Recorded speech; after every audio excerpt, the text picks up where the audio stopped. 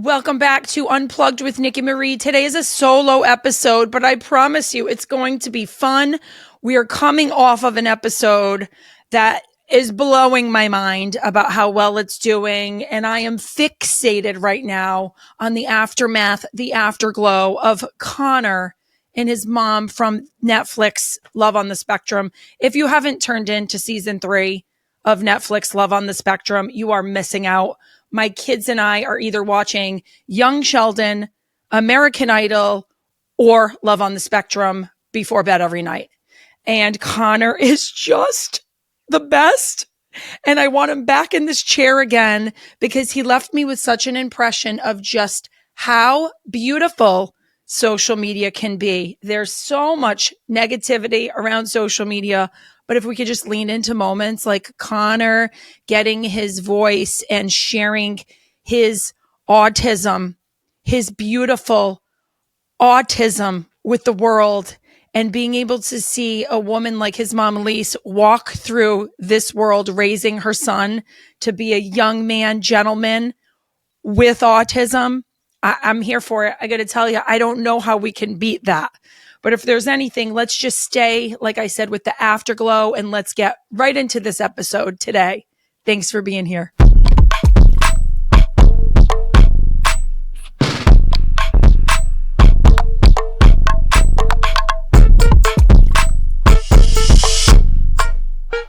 Okay. I want to tell a little story about this morning because I posted about it and so many of you chimed in and were like, this is real life. Let's talk about the empty threats in parenthood. Oh God, I don't want to admit that I do this, but I'm going to. Last night, my son went out for dinner with his bestie for his bestie's birthday. His mom took them out for sushi. They went for boba tea after. It was a great night. But you know what happens on a weeknight? After you get to do something fun, you get home and all of a sudden it's showers, homework, bedtime routine. Wait a minute, Mom. I didn't get my screen time yet. I figure you parents need the truth serum. You deserve it because you might be in the same exact situation. Good morning. I just opened my cabinet to get my coffee mug and I looked up top and my son's iPad was there. And I remembered that last night I took it, and when he acted up about me taking it, I told him that he wasn't going to have it till Disney. But this morning I'm fresh and I looked up and I felt bad. I felt bad because I'm like, the kid, it wasn't that big a deal. I totally understand, bud. I totally understand. How about you take a little bit of screen time while your sister's doing her shower routine? I'm fine with that. And guess what screen time led to? Scream time led to him screaming and ranting out these random things. And I got overstimulated and I did the whole mom thing. One more scream and the iPad is mine. How many times, parents, do we do this shit? One more time and it's mine. And then I'm like, wait a minute. If I say that, I need to stick to it. And it trickled right off of my lips. And he screamed again. And I went and I took the device and I paid for it because the next 10 minutes were a living hell.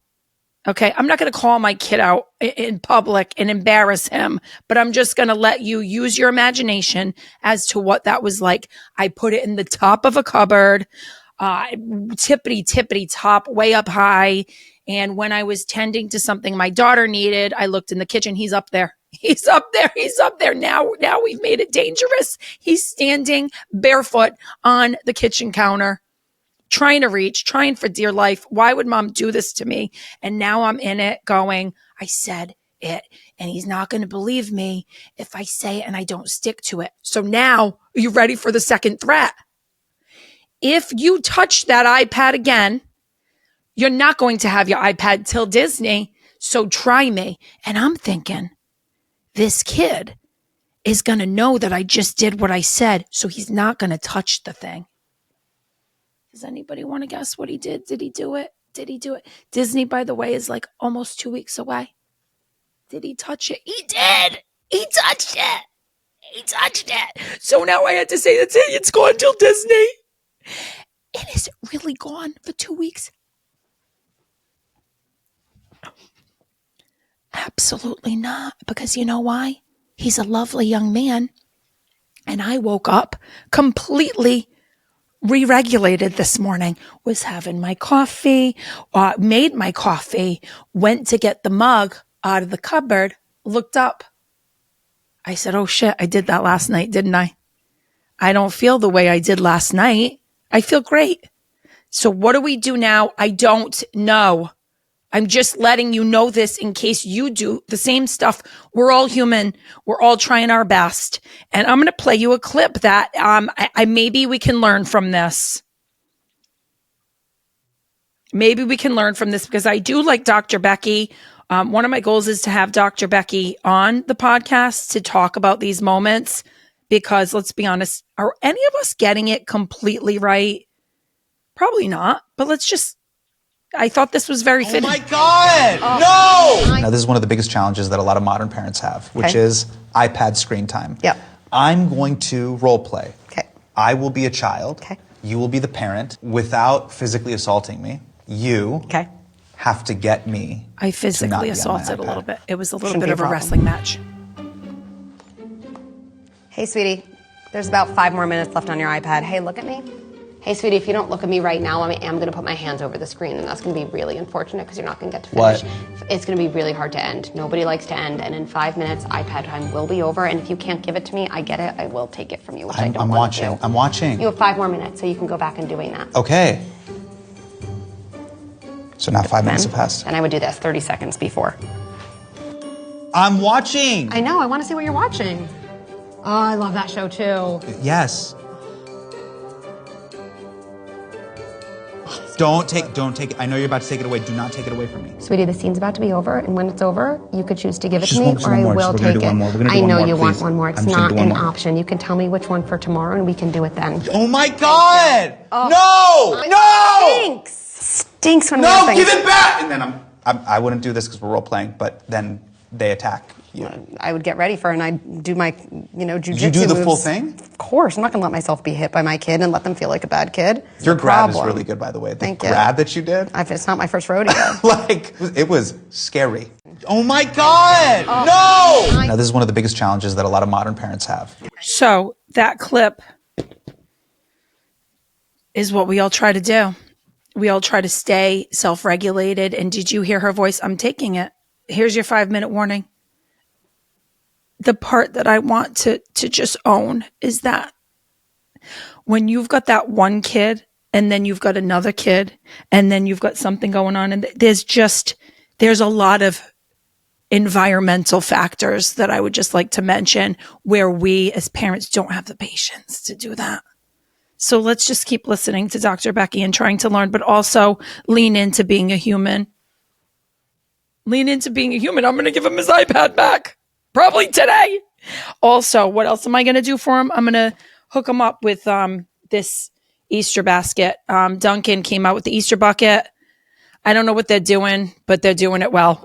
Their social media is popping off, and they're doing stuff like this with limited edition, not only buckets, but munchkins. I'm not going to chew this because I would cancel myself if I heard myself chewing, but we're just going to let you see it. Get a nice vlog or close up of the new sprinkles. This is a blueberry donut in the middle there with the beautiful, 50. It comes with 50. I said 50 assorted, but make sure I get some of those new blueberry sprinkled ones on there. So check it out. Limited edition spring item at Dunkin'. And my drink of the day, DOOD. DOTD. DOTD is I went with the brown sugar shaken espresso. I did 1 shot of brown sugar so that it's not as sweet. And that's what I'm doing today for you. 1 and 2 and 3 and 3 and 2 and 1. Pinkies up.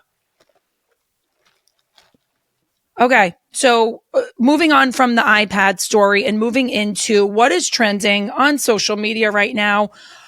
The moms are all up in a tizzy about Chappell Roan's comment. If you're not on social media, I will help to be your social media news anchor because I'm on it way too much.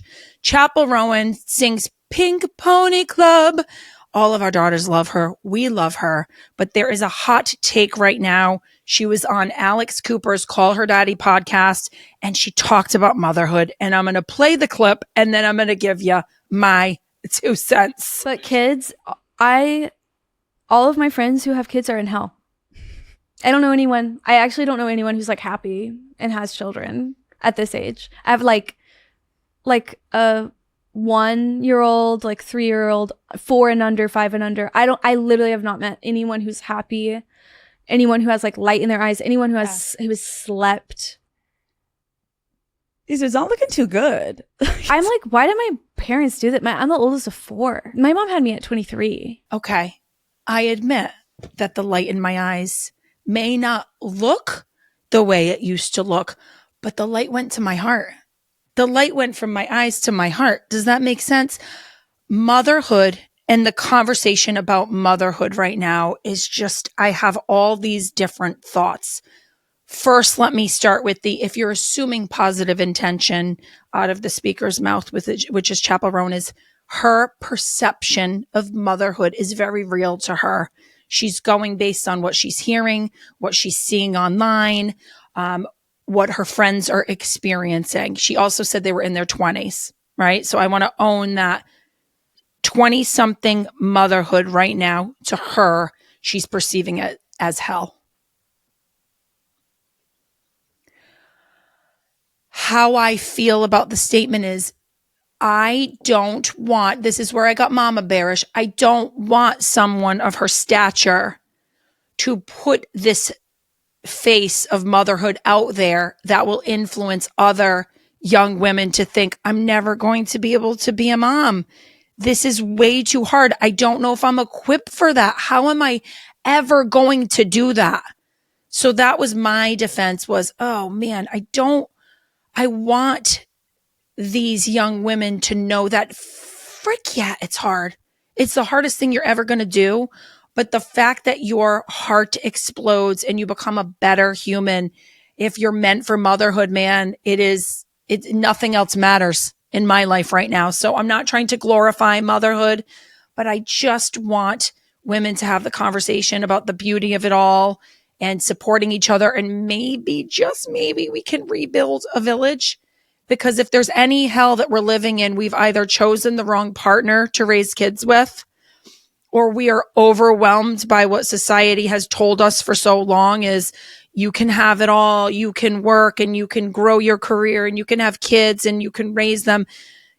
We haven't talked enough yet about the guilt and the mom emotions and the mom DNA and the mom hormones that are making us feel crazy at times. But I'm going to go back to what I said. The light went from my eyes to my heart. And I mean that with everything in me. The sleep.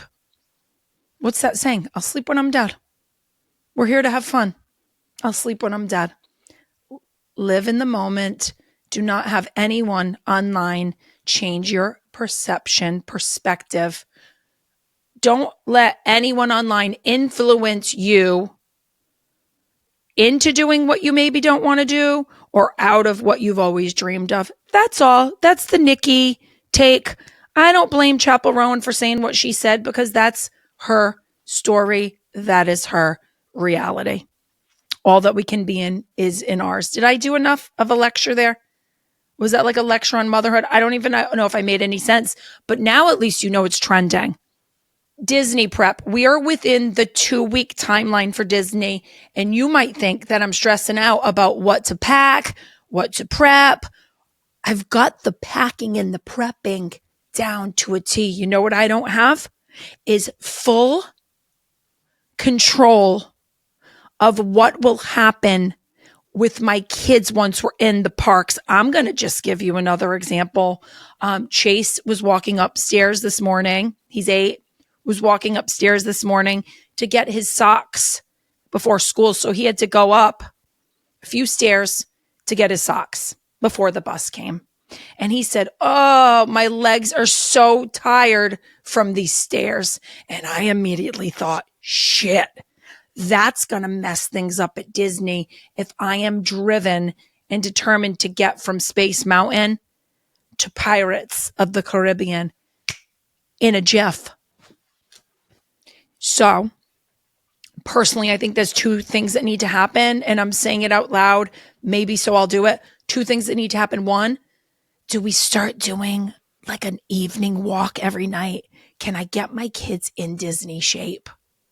Can I get my kids in where their legs are not tired? This also goes hand in hand with what I said many times on my social media feed, which is the stroller is my co-parent. My kids are 8 and 10. If they were 13 and 15, I might still be considering the Bob Double stroller because it's got one of those big, juicy, big clips. I think I'm going to order a second clip, one for my water bottle, one for my backpack. The ponchos go underneath. The other stuff goes underneath. And you know what else the co-parent does, the stroller, is when you're going to the afternoon, like the 3 p.m. parade, you park that stroller up there like a boss, right up to the yellow line on the street, which is where you can't stand in front of the yellow line. So you get the front wheel right at the yellow line.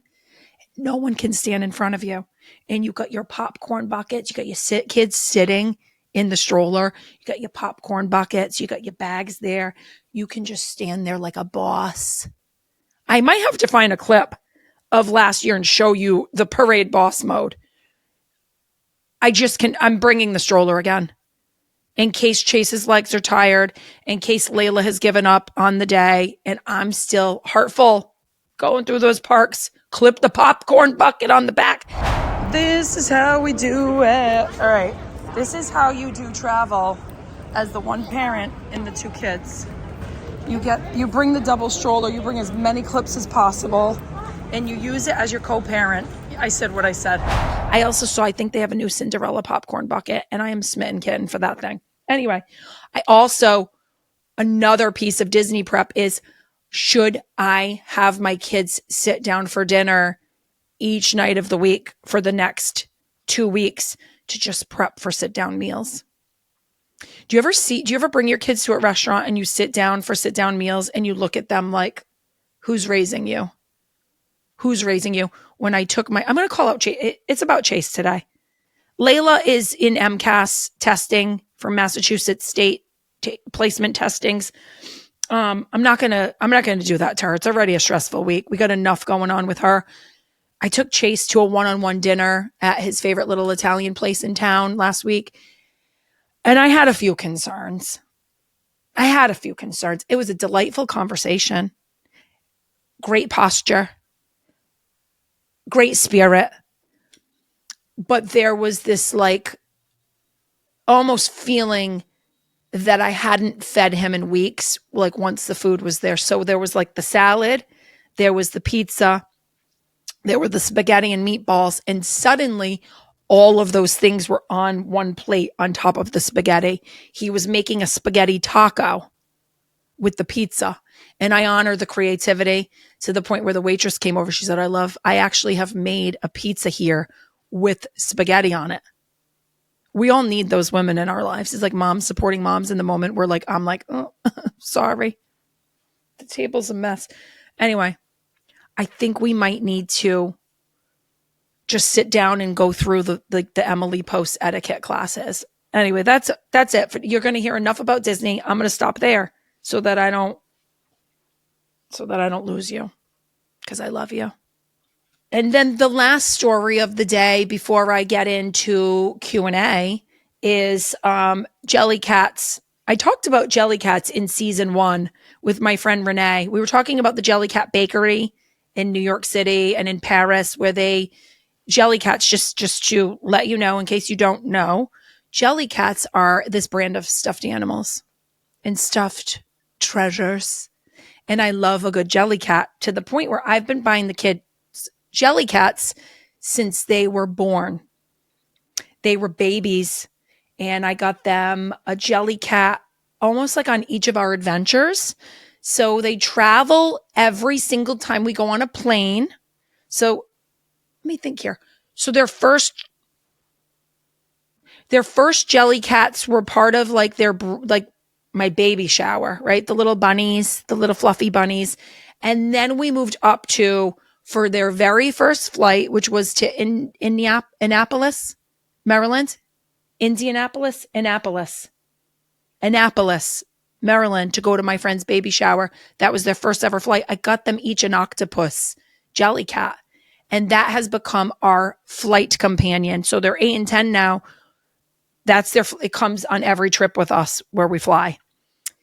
My daughter is in 4th grade now and she's got MCAS. So this week she's like, Mom, can I get a new Jellycat? Can I get a Jellycat? And I was like, since when are you brand naming Jellycat? And she's like, they must be in. Is something happening on YouTube Shorts? Is something happening in the 4th grade community when it comes to Jellycats? Because she knew the Jellycat she wanted, and it was the little peanut. It was the peanut. I'm not going to lie. I think his name is Mischievous Peanut. Hold on. I have to get this. This is worth the look. Peanut Jellycat sold out everywhere. And I want you to hear the name of it. Amusables.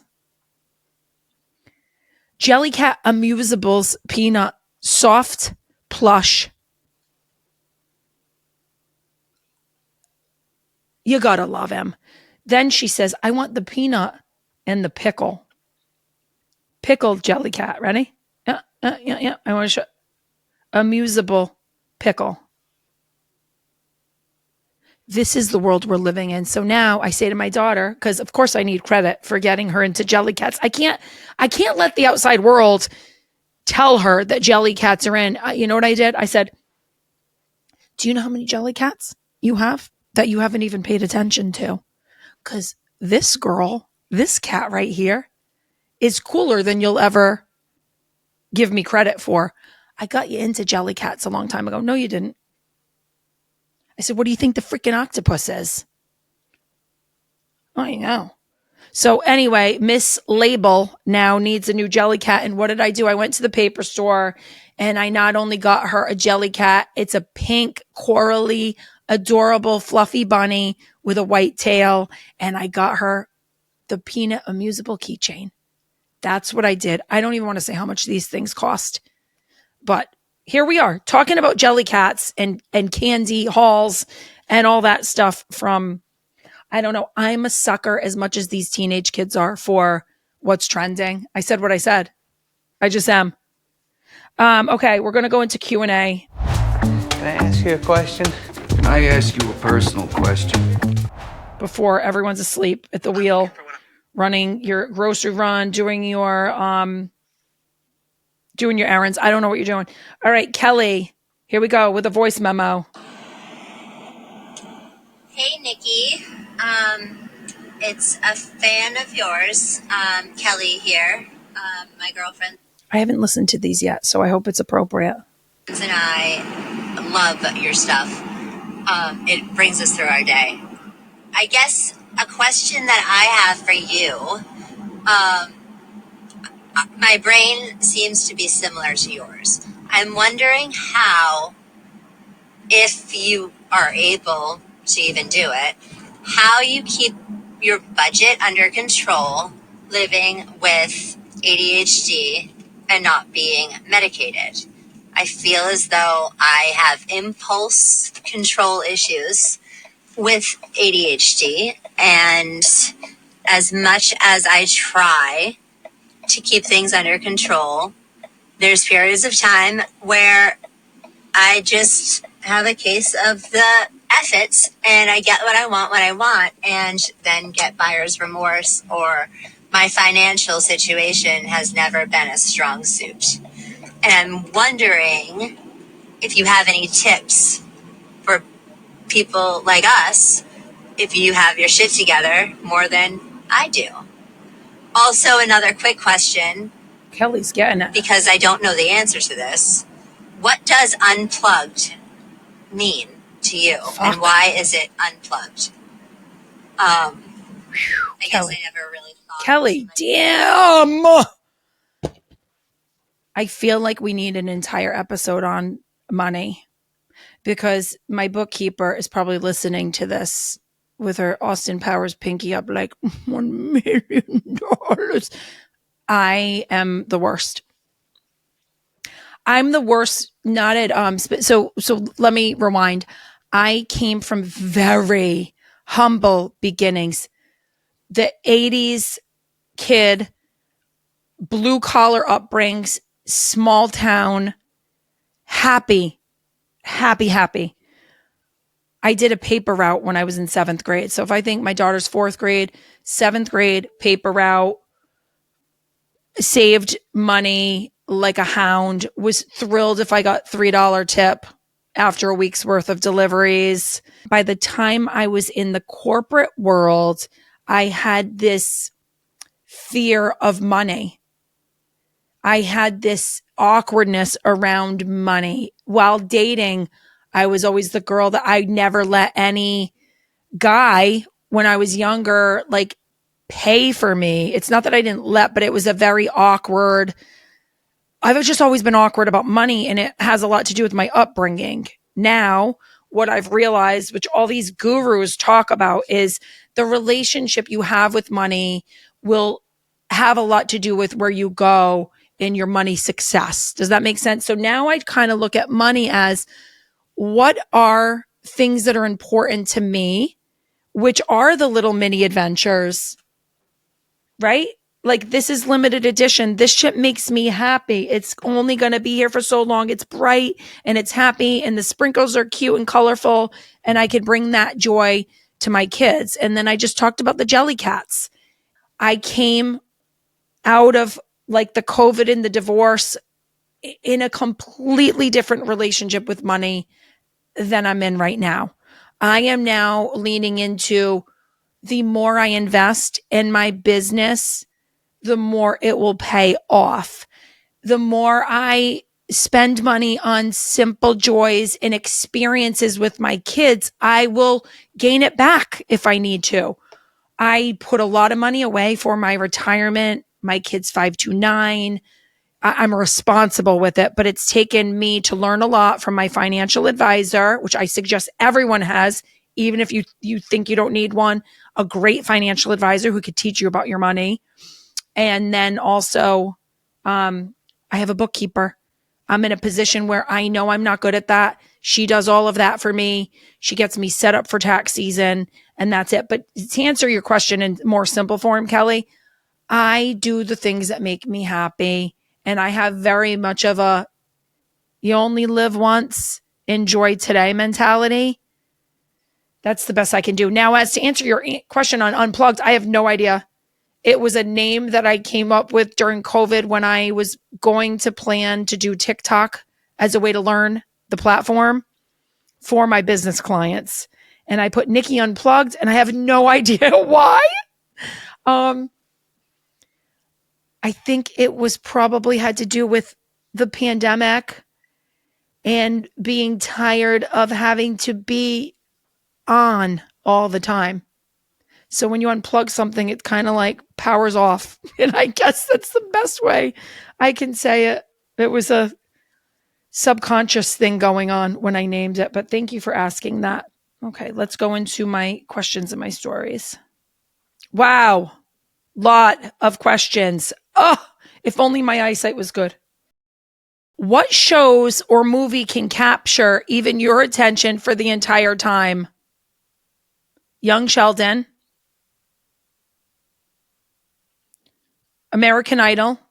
If you watch American Idol from the very beginning, you get way into it because it's emotion, it's laughter, it's just the mom pride. The Office, classic.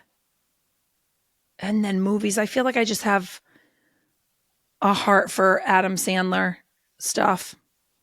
Does that help? And Love on the Spectrum. Love it. Okay. Your number one Disney food, resort, park, and ride. Okay, we'll start with Disney food.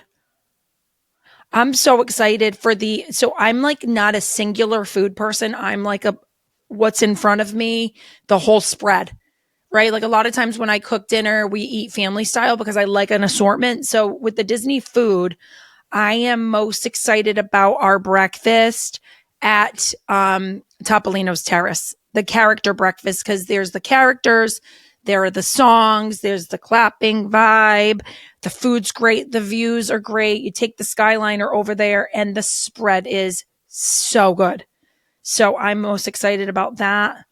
And then the chips and the guac and the queso in Mexico Pavilion, as well as the margarita, the traditional margarita on the rocks with salt, or the avocado frozen margarita. Spectacular. I'll take 14 of them. Okay, so does that explain that? Disney food. Resort. Favorite resort, Polynesian. Favorite park, Magic Kingdom. Favorite ride, Guardians of the Galaxy in Epcot. How has your experience of being a Division I athlete helped in the transitions you've made in life? I cannot tell you. Thank you for this question. 1,000% of Nicki's blood type is athlete. I was watching my daughter at her softball practice last night, and I was just thinking of not only how proud I am of her for leaning into these things and for being humble enough to admire players around her who are really good, to want to be part of something, to have new friendships through the sport, and to be coachable. One of the coaches came up to me last night. She's like, my husband was correcting something with Layla's swing, and she did it on like right after he said it. And their comment was, most kids aren't that coachable and don't adjust that fast. So I was like, proud mom. But what makes me way happier than the success in sports is like the life lessons that will come through it. The grit about learning how to win, learning how to lose. I remember being nervous even in the batting cages every single time I took a pitch. And there's something about having to have that uncomfortable feeling, but still do the thing, that I wish every kid right now could have.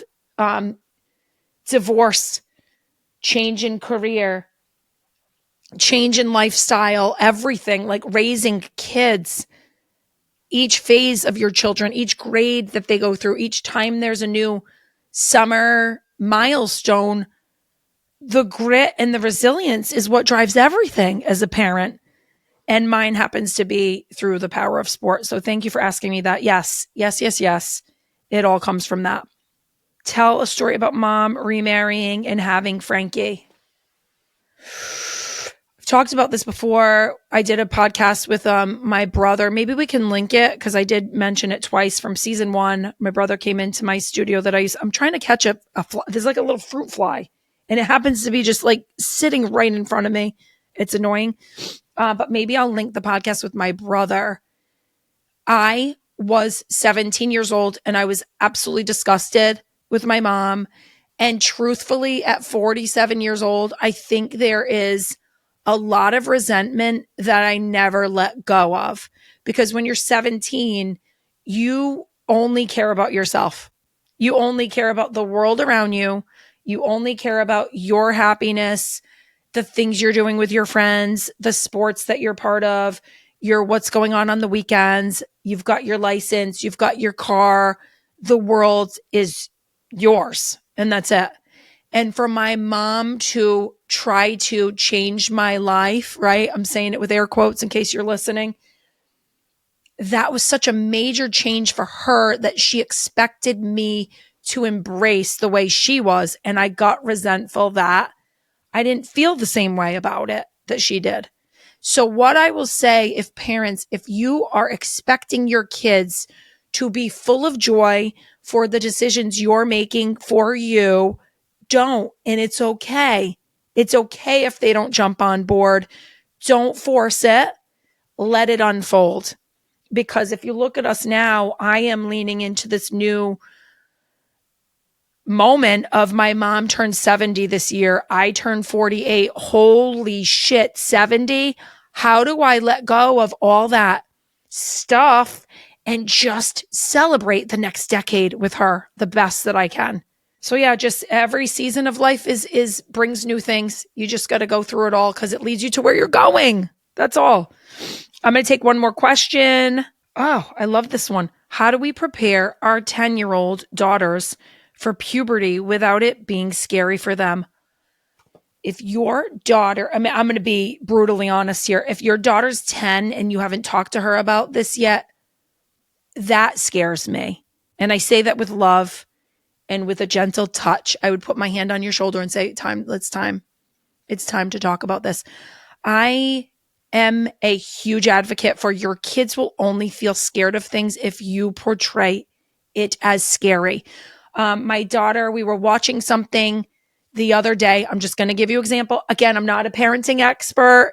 I follow my gut. I feel like I'm all about creating bond between my kids and I, because when they're teenagers, I want them to come to me first. All right. So let's start with this. My daughter and I were watching a show. I think it was Young Sheldon. The word sex came up. No, it was Love on the Spectrum. It was Love on the Spectrum. The Ducks were doing it. And Connor was like, I would never with a woman. The clip is brilliant. But Connor was having this moment where he saw the ducks humping. It was like mating season. And I said to my daughter, who's in 4th grade, I said, do you have any questions about that? Because I want you to hear everything from me first. So to answer your question on puberty, there are so many sources. There are books if you're more of a book person.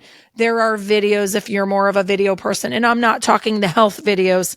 I'm talking the support of childhood experts who can help guide you on how to have the conversation, but have the conversation.